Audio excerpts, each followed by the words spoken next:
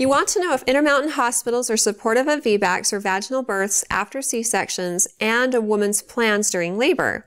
And of course, Intermountain facilities are supportive of VBACs as long as they are done under the right circumstances and the woman's a good candidate. Intermountain Healthcare practices evidence-based medicine, which means that all of our policies and procedures are based on studies that show how to achieve best outcomes.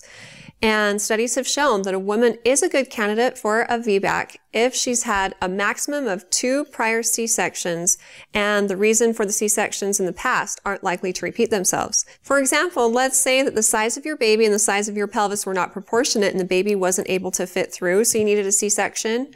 It would probably be best for you to have C-sections for every baby in the future because that's a situation that's likely to repeat itself.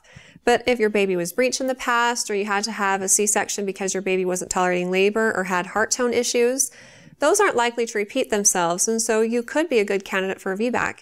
You mentioned that your doctor said that you were, and so that's great. They probably explained to you the risks of a VBAC, and imagine that I made a big incision down my bicep and then I started to lift heavy weight.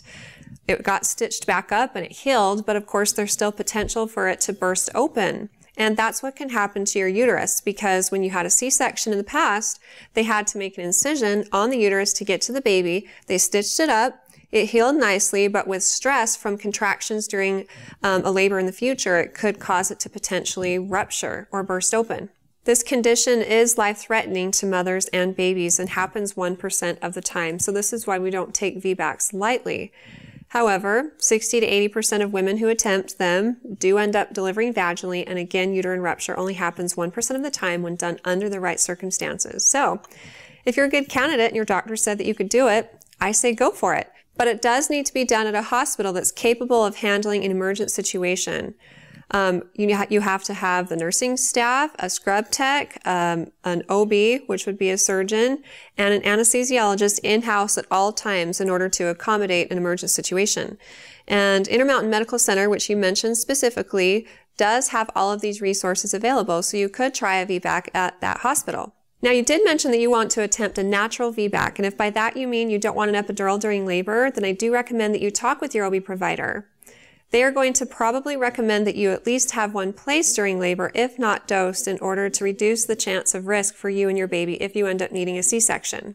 If complications arose and you needed an emergency C-section and an epidural was in place, we could move quickly and just dose it and move on, and you could be awake and alert during the C-section.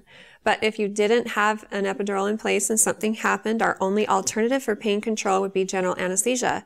And that's where we have to stick a tube down your throat and breathe for you because you're totally knocked out.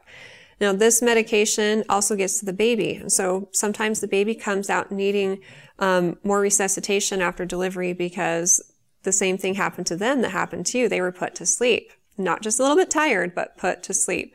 General anesthesia carries greater risks for you and your baby, and for this reason, an epidural is recommended for all patients who are attempting a VBAC. If you have any other questions and concerns about it, don't hesitate to talk with your OB provider because they know the most about your situation and can give you the best advice. And if you have any other questions for me in the future, please feel free to ask them on our Facebook page at facebook.com/IntermountainMoms and recommend us to your friends and family too.